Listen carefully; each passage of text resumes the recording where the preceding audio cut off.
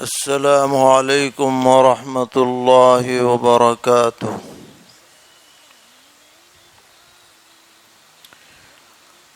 الحمد للہ رب العالمین، اشہد ان لا الہ الا اللہ وحدہ لا شریک لہ، واشہد ان سیدنا ومولانا محمدا عبدہ ورسولہ، صلی اللہ تبارک وتعالی علیہ وعلی آلہ واصحابہ وذریاتہ اجمعین۔ اما بعد فعن ابی ہریرۃ رضی اللہ تعالی عنہ ان النبی صلی اللہ تعالی علیہ وسلم قال: ما من الانبیاء من نبی الا اعطی من الآیات ما مثله آمن علیہ البشر، وإنما كان الذي أوتيته وحيا أوحى الله تعالى إلي، فأرجو أن أكون أكثرهم تابعا يوم القيامة، أو كما قال عليه الصلاة والسلام۔ کعبہ جاں قبلہ قلب و نظر پیدا ہوئے، کعبہ جاں قبلہ قلب و نظر پیدا ہوئے، خواجہ کونین شاہ بحر و بر پیدا ہوئے، صلی اللہ تعالی علیہ وسلم۔ جس زمین کو پائے بوسی کا شرف حاصل ہوا، اس زمین میں لال و یاقوت و گہر پیدا ہوئے، عارف ارض و سما میر بساط کائنات، خیر سے خیر الامم خیر البشر پیدا ہوئے، جس نے دیکھا پھر نہ دیکھا اور کچھ ان کے سوا، جس نے دیکھا پھر نہ دیکھا اور کچھ ان کے سوا، ایک نظر سے سینکڑوں حسن نظر پیدا ہوئے۔ اب نہ اتریں گے صحیفے، اب نہ آئیں گے رسول، اب نہ اتریں گے صحیفے، اب نہ آئیں گے رسول، لے کے قرآن آخری پیغامبر پیدا ہوئے، صلی اللہ تبارک و تعالی علیہ وعلی آلہ واصحابہ وسلم تسلیما کثیرا کثیرا۔ معزز علماء کرام، بزرگوں اور بھائیوں، اور جہاں تک یہ آواز پہنچ رہی ہے، ہماری مائیں اور بہنیں، اللہ کا شکر ہے کہ سیرت کانفرنس کا یہ تسلسل 33 مرحلے پورے کر چکا ہے، اور اس پروگرام کے ذریعے سرور کائنات فخر موجودات حضرت محمد مصطفیٰ صلی اللہ تعالی علیہ وسلم کی مبارک سیرت کے مختلف گوشے ہمارے سامنے آتے ہیں، جن کو سن کر، سمجھ کر، یاد کر کے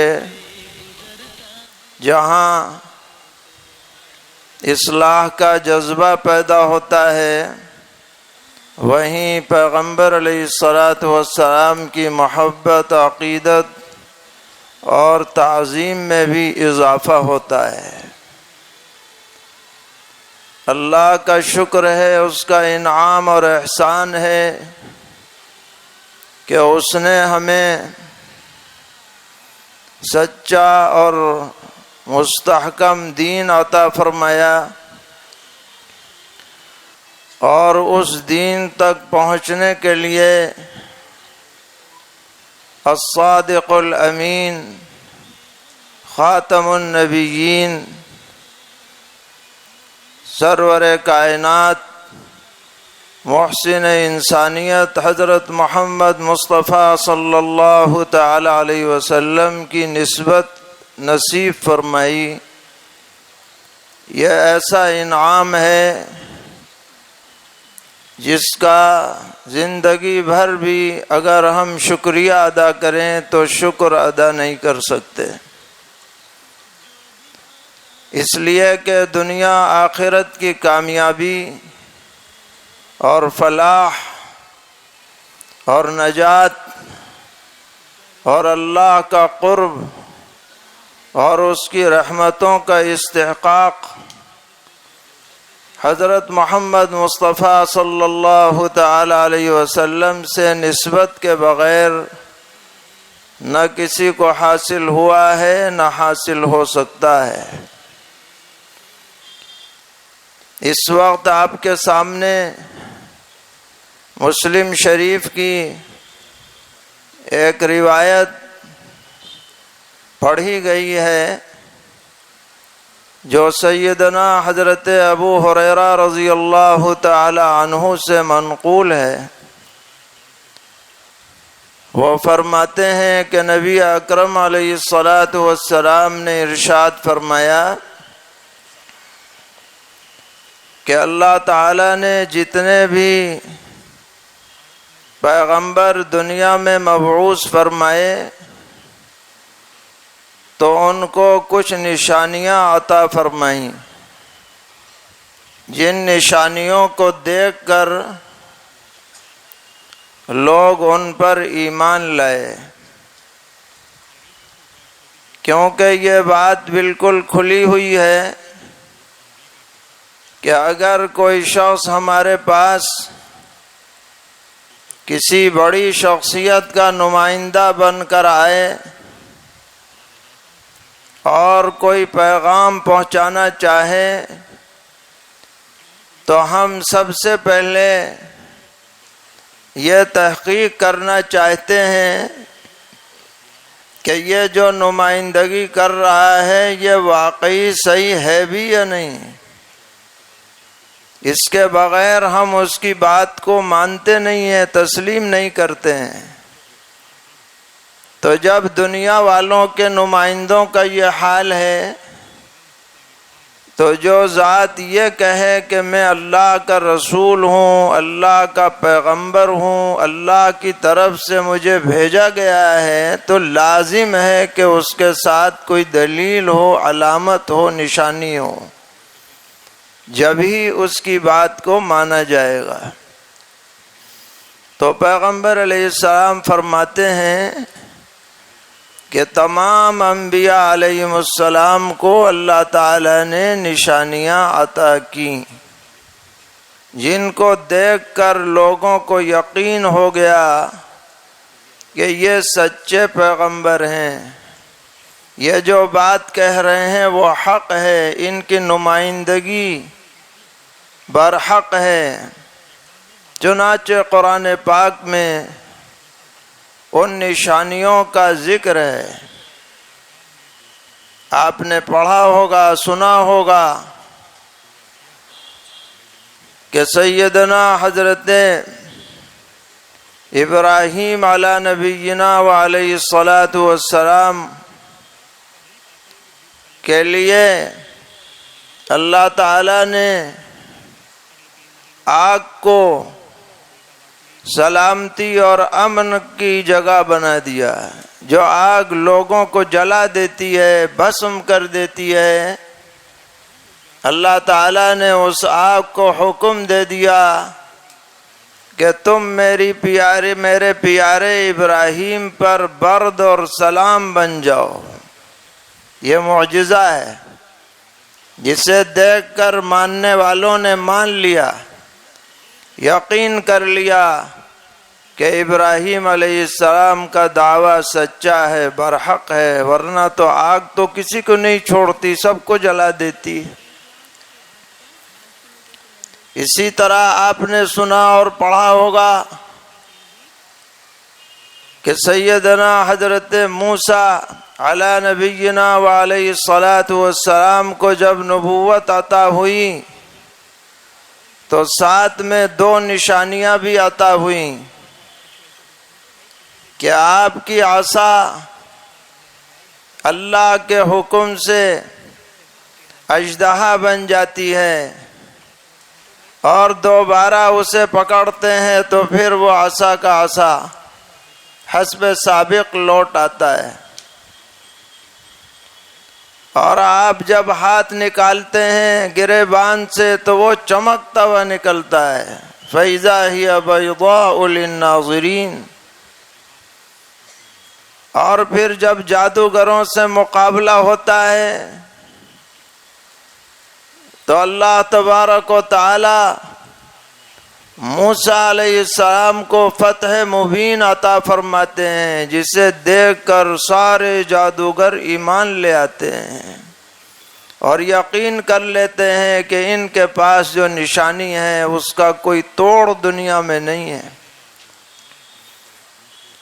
اسی طرح اللہ تعالیٰ نے حضرت داؤد علیہ السلام کو نشانی عطا فرمائی کہ ان کے ہاتھ میں لوہا موم ہو جاتا ہے،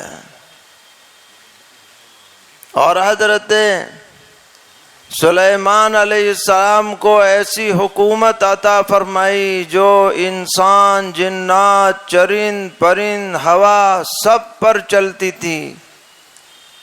اس کی بھی کوئی مثال دنیا میں پیش نہیں کی جا سکتی۔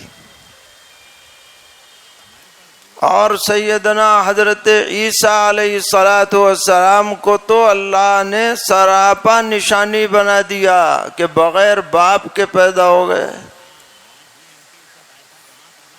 اور جب بڑے ہوئے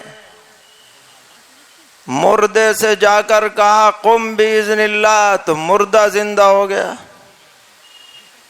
مٹی کے پرندے پہ دم کر دیا تو وہ اڑتا ہوا چلا گیا، نابینا پر ہاتھ پھیر دیا تو بینا ہو گیا،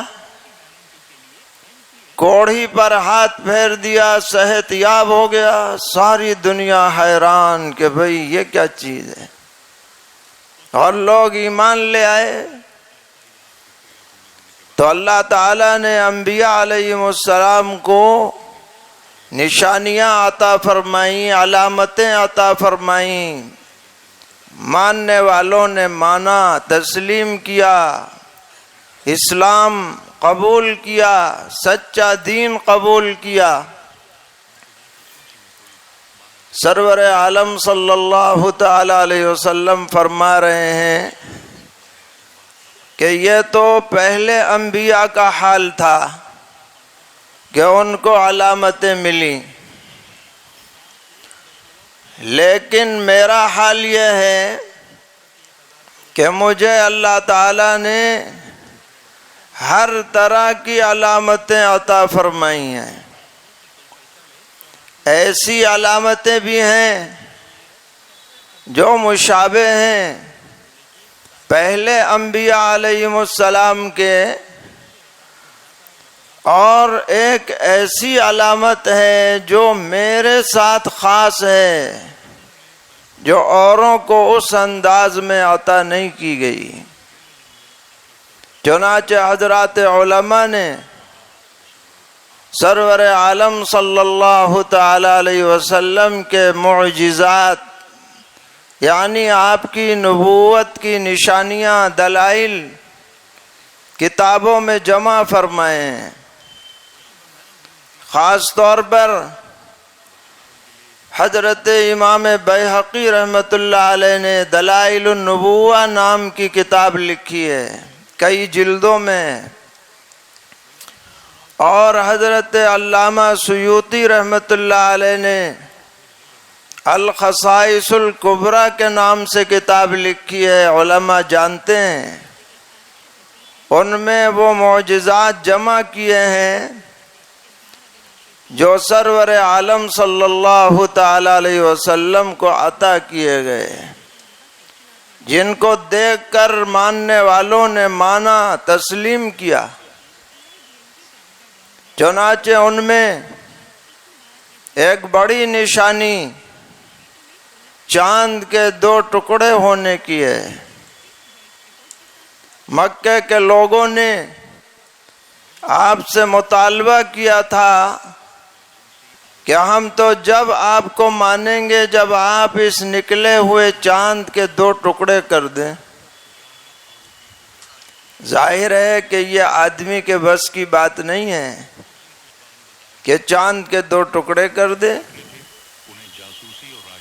لیکن اللہ تعالی نے سرور عالم صلی اللہ تعالی علیہ وسلم کی دعا پر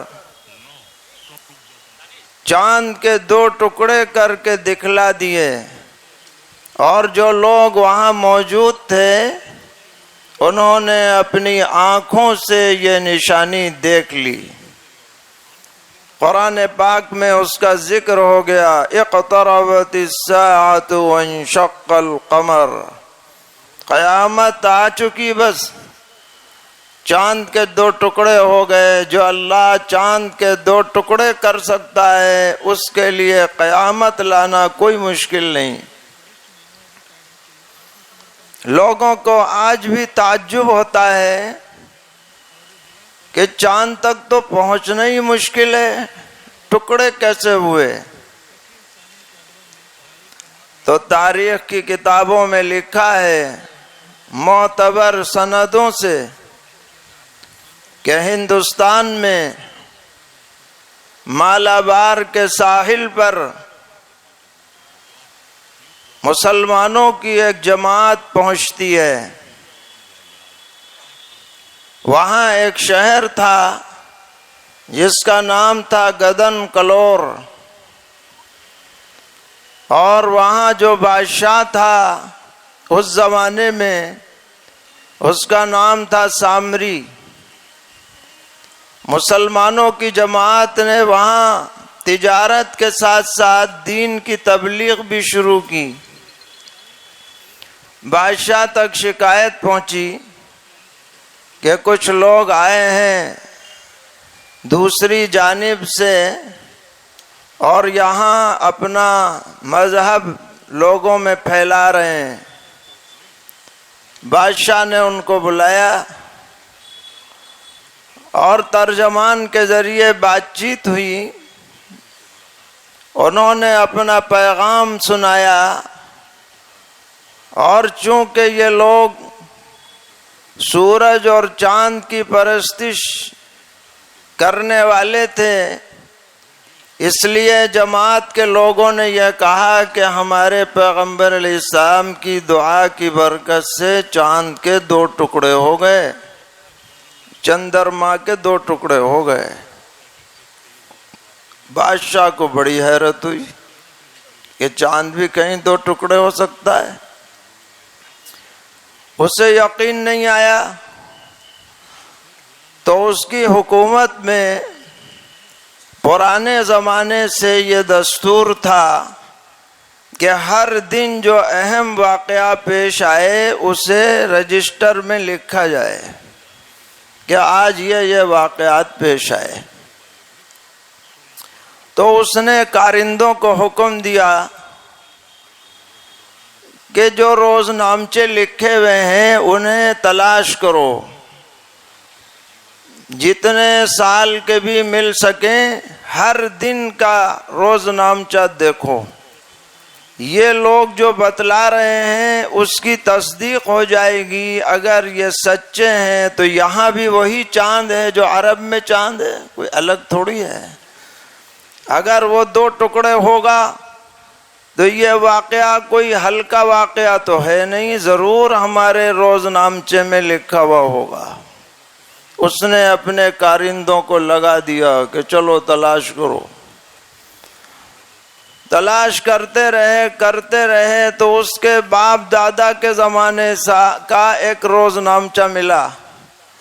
اس میں وہ لکھ رہا ہے کہ آج میں رات میں محل کی چھت پر ٹہل رہا تھا تو میں نے عجیب منظر دیکھا کہ چندرما کے 2 ٹکڑے ہوئے، ایک ادھر چلا گیا ایک ادھر چلا گیا، اور کچھ دیر کے بعد آ کے دونوں مل گئے۔ یہ اس نے روزنامچے میں لکھوا رکھا تھا۔ جب یہ چیز اس بادشاہ کے سامنے لائی گئی، اس نے یقین کر لیا کہ یہ مذہب اور دین برحق ہے، جو یہ دعویٰ کر رہے ہیں وہ سچا ہے۔ چنانچہ وہ پورا علاقہ اس کی دعوت پر حلقہ بگوش اسلام ہو گیا، اور اسلام اس علاقے میں اس کی تبلیغ اور اس کی اشاعت کا سلسلہ شروع ہوا۔ تو یہ معجزہ ہے سرور عالم صلی اللہ تعالی علیہ وسلم کا، جس کی تصدیق اللہ تعالیٰ نے اس طرح سے کرا دی کہ جن لوگوں نے یہاں دیکھا انہوں نے بھی شہادت دی، اور جنہوں نے بر وقت دیکھا تھا وہ بھی اس کے گواہ بنے۔ روایات میں اس کی تفصیلات موجود ہیں۔ اسی طرح ایک روایت میں ہے کہ یمن کے کچھ لوگوں کا ایک قافلہ سرور عالم صلی اللہ تعالی علیہ وسلم کی خدمت میں حاضر ہوا۔ اس قافلے کے سردار تھے اشعث ابن قیس۔ وہ فرماتے ہیں کہ میں نے پیغمبر علیہ السلام سے عرض کیا کہ ہم آپ پر جب ایمان لائیں گے، جب آپ یہ بتائیں کہ ہمارے دل میں اس وقت کیا خیال چل رہا ہے۔ میں کچھ سوچ رہا ہوں، آپ بتائیے میں کیا سوچ رہا ہوں۔ بہت سے لوگ یہ سمجھتے ہیں کہ جو ہمارے دل کی بات بتا دے وہ بڑا پہنچا ہوا ہے، ان کو تو ہمارے دل کی بات پتہ ہے۔ پیغمبر علیہ السلام نے فرمایا کہ میں کوئی کاہن نہیں ہوں کہ تمہارے دل کی بات بتا دوں، اور یہ جتنے بھی کاہن اور کہانت کرنے والے ہیں سب جہنمی ہیں، میرا ان سے کوئی مطلب نہیں۔ البتہ آپ نے سامنے کنکریاں پڑی ہوئی تھیں، وہ آپ نے اٹھا لی مٹھی میں، اور فرمایا تمہیں اگر یقین نہیں ہے تو یہ کنکریاں میری شہادت دیں گی۔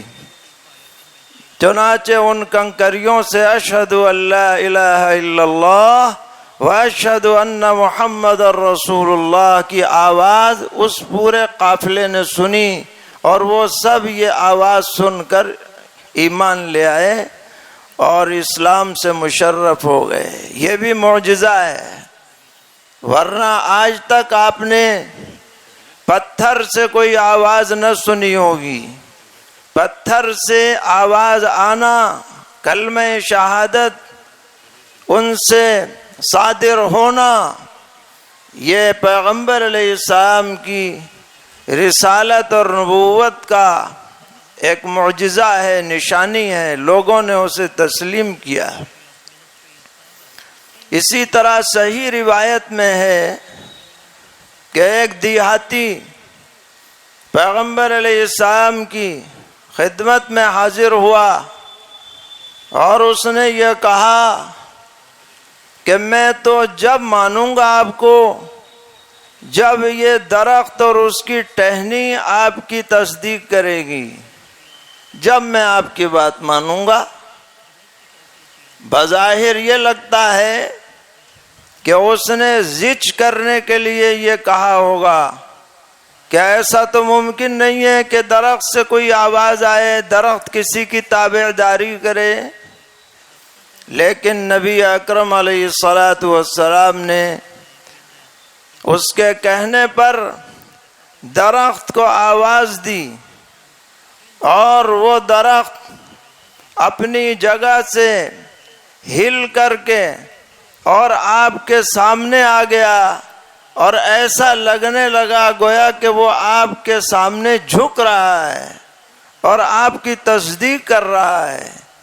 یہ منظر دیکھ کر وہ دیہاتی اسلام لے آیا اور اس نے یقین کر لیا کہ آپ سچے پیغمبر ہیں۔ اللہ نے یہ نشانی آپ کے ہاتھ پر دکھلائی۔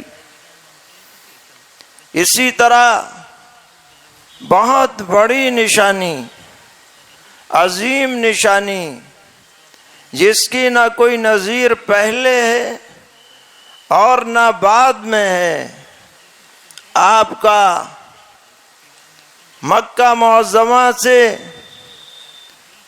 سفر اسراء و معراج پر تشریف لے جانا سراپا معجزہ ہے۔ آج بھی اگر کوئی آدمی مکہ معظمہ سے مسجد اقصی جانے کا ارادہ کرے تو اس کے لیے لمبا وقت چاہیے، کتنا ہی تیز رفتار سواری کیوں نہ ہو، کئی گھنٹوں میں وہاں پہنچے گا۔ لیکن اللہ تعالیٰ نے پیغمبر علیہ الصلاۃ والسلام کے لیے سپر فاسٹ سواری کا انتظام کیا، براق لایا گیا۔ حدیث میں آتا ہے کہ یہ براق جو گھوڑے کی شکل کا تھا، کچھ قد چھوٹا تھا، لیکن اتنی سپر رفتار اس کی تھی کہ جہاں تک اس کی نظر پہنچتی تھی وہاں اس کا قدم پڑتا تھا۔ سیکنڈوں میں ادھر سے ادھر تشریف لے گئے، اور پھر مسجد اقصی سے آپ کا سفر معراج شروع ہوتا ہے۔ آسمانوں پر سفر ہوا۔ صحیح حدیثوں میں ہے کہ آپ حضرت جبرائیل علیہ الصلاۃ والسلام کے ساتھ پہلے آسمان پر پہنچے۔ آج تک کوئی انسان آسمان کے پہلے مرحلے تک بھی نہیں پہنچ پایا، اور ابھی تک کی تحقیق یہ ہے کہ جا بھی نہیں سکتا، کوئی راستہ نہیں، کوئی ذریعہ نہیں۔ یہ چاند پر جو لوگ پہنچے، یہ تو اقرب ترین سیارہ ہے جو زمین کے بہت قریب ہے، پہنچ گئے وہاں۔ لیکن جو اصل آسمان ہے وہاں جانے کا سوال ہی نہیں، کتنے ہی راکٹ بنا لو، کچھ بنا لو، سوال نہیں۔ پیغمبر علیہ السلام تشریف لے گئے، حضرت جبرائیل علیہ السلام ساتھ ہیں۔ دیکھا دروازے سب بند، بالکل پیک ہے۔ حضرت جبرائیل علیہ السلام نے دروازہ کھٹکھٹایا تو ایسا نہیں ہے کہ کھٹکھٹاتے ہی کھل گیا ہو، بلکہ اندر سے سیکورٹی والوں نے پوچھا کون؟ جواب ملا جبرائیل۔ تو یہ بھی نہیں کہ جبرائیل کا نام سنتے ہی کھول دیں کہ بھئی حضرت آ رہے ہیں، سید الملائکہ ہیں، وہ تو سارے فرشتوں کے چیف تھے، چیف ہیں۔ کھولا نہیں۔ سیکورٹی والوں نے پوچھا وَمَن مَّعَكَ، آپ اکیلے ہیں کوئی ساتھ ہے؟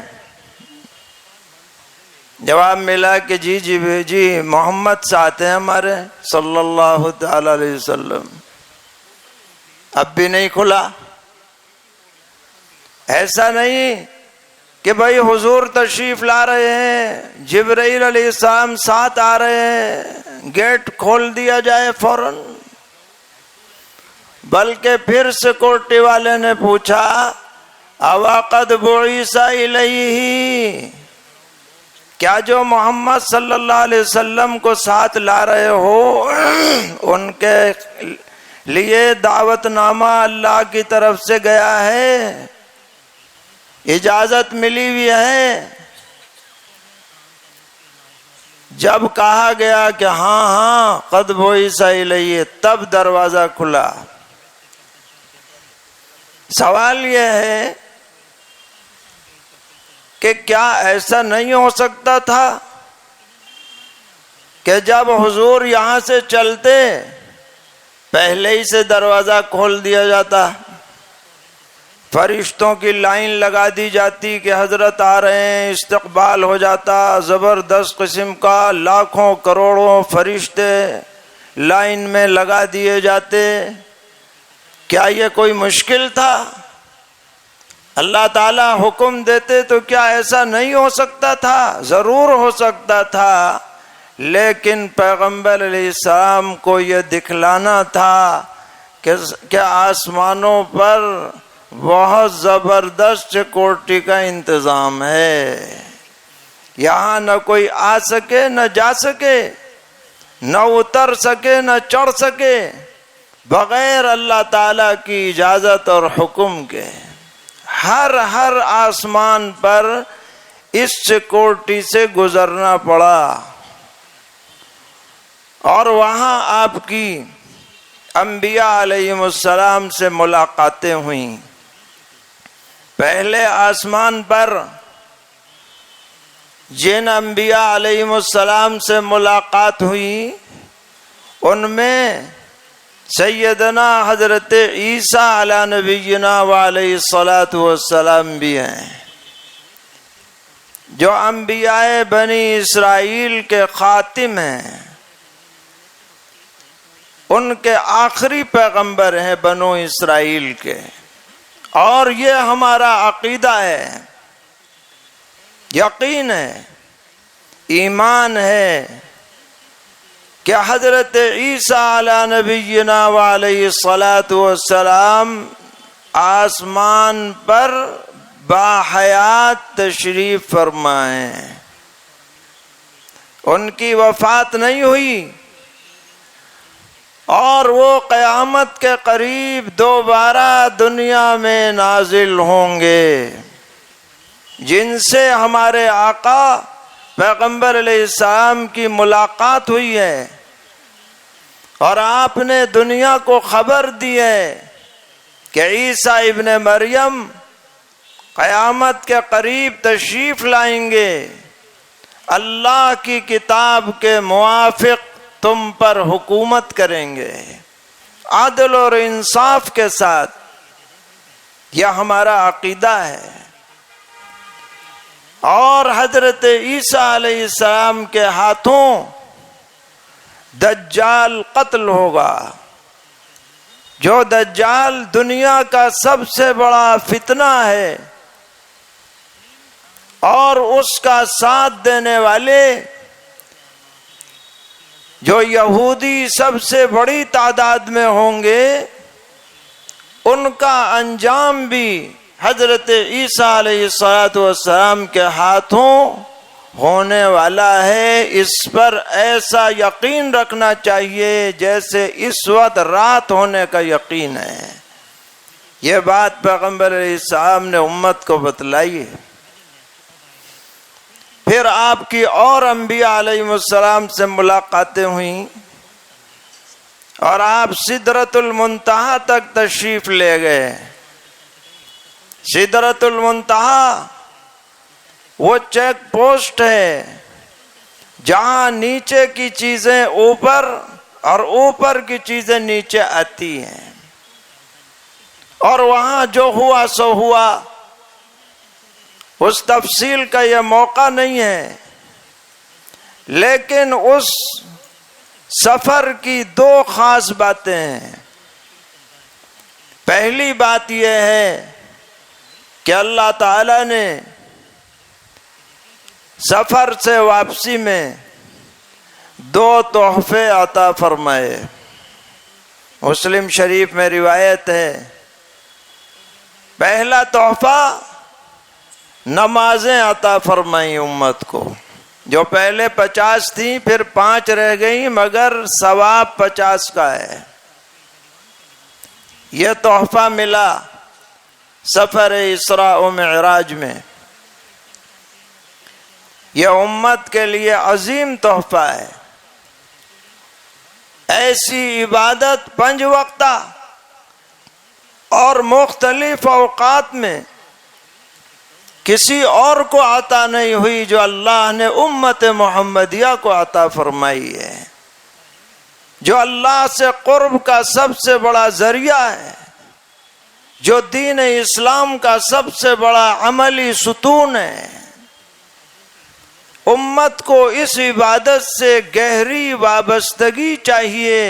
اگر سیرت کو سینے سے لگانا ہے تو نماز کو سینے سے لگانا پڑے گا، پابندی کرنی پڑے گی، کیونکہ یہ عظیم تحفہ ہے جو اللہ کی طرف سے پیغمبر علیہ السلام کے واسطے سے امت کو عطا ہوا ہے۔ اور دوسرا تحفہ ملا سورہ بقرہ کی آخری آیتیں، خواتیم سورۃ البقرہ، جس میں دعائیہ کلمات ہیں، اور یہ بشارت ہے کہ ہم نے امت کو بس اتنا ہی مکلف کیا ہے جتنا وہ تحمل کر سکے، تحمل سے زیادہ کوئی حکم نہیں دیا۔ اور پھر دعائیہ کلمات ہیں، ربنا لا تؤاخذنا ان نسینا او اخطأنا، اے ہمارے رب ہم سے جو بھول چوک ہو اس پر آپ ہم سے مواخذہ مت فرمائیے۔ ربنا ولا تحمل علينا اصرا كما حملته على الذين من قبلنا، اور آپ ہمارے اوپر ایسا بوجھ مت ڈالیے جیسا پہلی امتوں پر تھا، کہ اگر بدن پر نجاست لگ جائے تو کھال کو چھیل دیا جائے، کپڑے پر لگ جائے تو کپڑے کو کاٹ دیا جائے، صدقہ خیرات رکھ دیا جائے، آسمان سے آگ آئے جلا دے وغیرہ۔ ایسے احکام آپ ہم پر مت نازل فرمائیے۔ ربنا ولا تحملنا ما لا طاقت لنا به، اے ہمارے رب جو ہمارے بس میں نہ ہو وہ ہم پر بوجھ مت ڈالیے۔ واعف عنا، آپ ہمیں ہمارے ساتھ عفو درگزر کا معاملہ فرمائیے، اور ہماری مغفرت فرمائیے، ہم پر رحم فرمائیے۔ آپ ہی ہمارے مولا ہیں، کافروں کے مقابلے میں ہماری مدد فرمائیے۔ یہ تحفہ بھی اللہ نے اسی سفر میں پیغمبر علیہ السلام کو عطا کیا ہے۔ حدیثوں میں آتا ہے کہ جو آدمی یہ آیتیں سونے سے پہلے پڑھنے کا اہتمام کر لے گا، اللہ تعالی اس کو ہر طرح کی مصیبت سے، پریشانی سے نجات عطا فرمائیں گے۔ اس کی ہمیں عادت ڈالنی چاہیے۔ یہ پورا سفر ایک رات میں ہو گیا، مکہ معظمہ سے مسجد اقصی تک، اور مسجد اقصی سے سدرۃ المنتہا سے بھی آگے تک، اور آپ واپس بھی تشریف لے آئے۔ اور اس دوران آپ نے انبیاء علیہ السلام کی امامت بھی فرمائی۔ صبح کو آپ نے جب لوگوں میں بیان کیا کہ آج رات میں نے ایسا ایسا سفر کیا، تو مکے کے لوگوں نے تو بغلیں بجانی شروع کر دی کہ واہ واہ، ایسا بھی کہیں ہو سکے۔ آپ چلے بھی گئے، آ بھی گئے،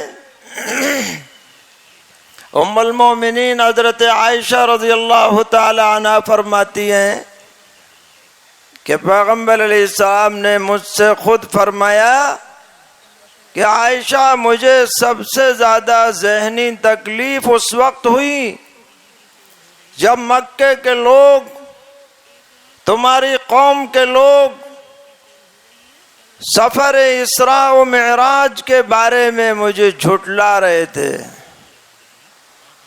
اور یہ کہہ رہے تھے کہ اگر تم اپنے دعوے میں سچے ہو تو بتاؤ کہ مسجد اقصی کے دروازے کتنے ہیں، محرابیں کتنی ہیں، روشن دان کتنے ہیں؟ بھلا بتائیے، آدمی رات کے وقت میں کہیں جائے، کسی گھر میں جائے، کسی علاقے میں جائے تو کیا وہ یہ دیکھتا ہے کتنے دروازے کھڑکیاں روشن دان ہیں؟ مگر آپ کو زج کرنے کے لیے یہ لوگ اس طرح کے مطالبات کر رہے تھے۔ پیغمبر علیہ السلام نے فرمایا فجل اللہ لی بیت المقدس، اللہ تعالیٰ نے میری آنکھوں کے سامنے بیت المقدس کر دیا۔ اب جو وہ پوچھ رہے تھے میں اپنی آنکھوں سے دیکھ کے انہیں جواب دے رہا تھا۔ اس زمانے میں یہ ٹیلی ویژن نہیں تھا، یہ ویڈیو نہیں تھا کہ یہاں سے دیکھیں اور وہاں نظر آ جائے، لیکن اللہ نے بطور معجزہ آپ کے لیے یہ سارے واسطے اور رکاوٹیں ہٹا دی تھی اور سامنے کر دیا تھا۔ جو ماننے والے تھے انہوں نے مانا، جو تسلیم کرنے والے تھے انہوں نے تسلیم کیا۔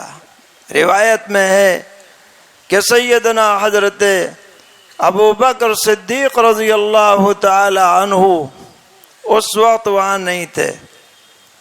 کچھ لوگ ان کے پاس گئے اور جا کے کہا کہ تمہارے ساتھی جو ہیں عجیب و غریب باتیں بتلا رہے ہیں، آپ بڑے عقل مند آدمی ہیں، دانشور ہیں، اب تو آپ کچھ سوچئے کہ کیا بتا رہے ہیں۔ کہ یوں کہہ رہے ہیں رات میں چلا گیا مسجد اقصی اور پھر اوپر چلا گیا اور آسمانوں سے ہو کے آ گیا۔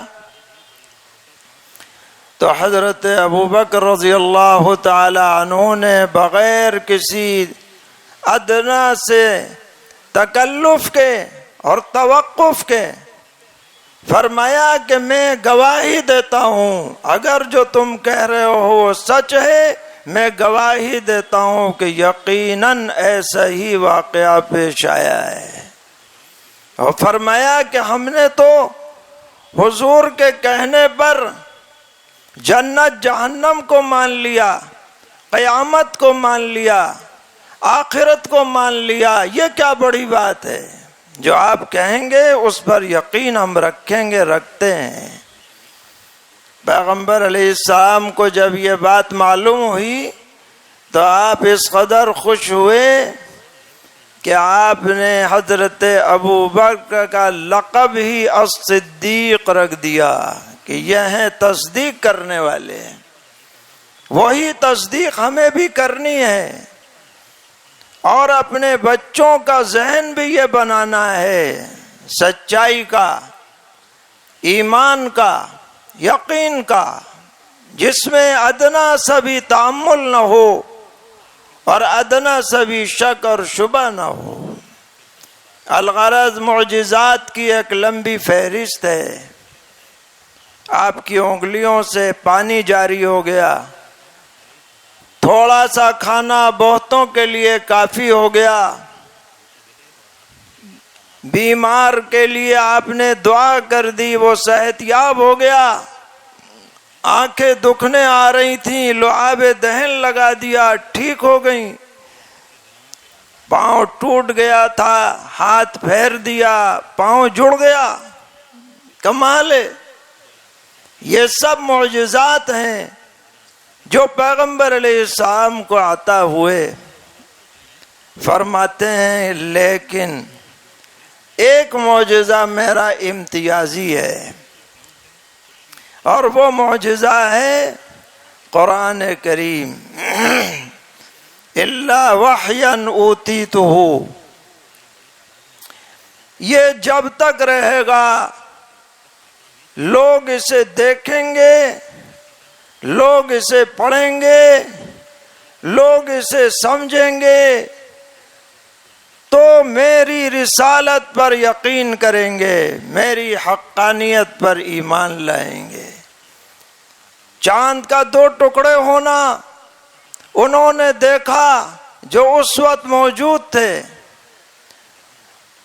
تھوڑے سے پانی کا بڑھ جانا ان صحابہ نے مشاہدہ کیا جو اس قافلے میں شریک تھے، کنکریوں کا کلمہ پڑھنا انہوں نے سنا جو وہاں موجود تھے، لیکن قرآن پاک ان لوگوں نے بھی پڑھا اور دیکھا اور سمجھا جو حضور کے زمانے میں تھے، اور وہ لوگ بھی سنیں، دیکھیں اور پڑھیں گے جو قیامت تک آنے والے ہیں۔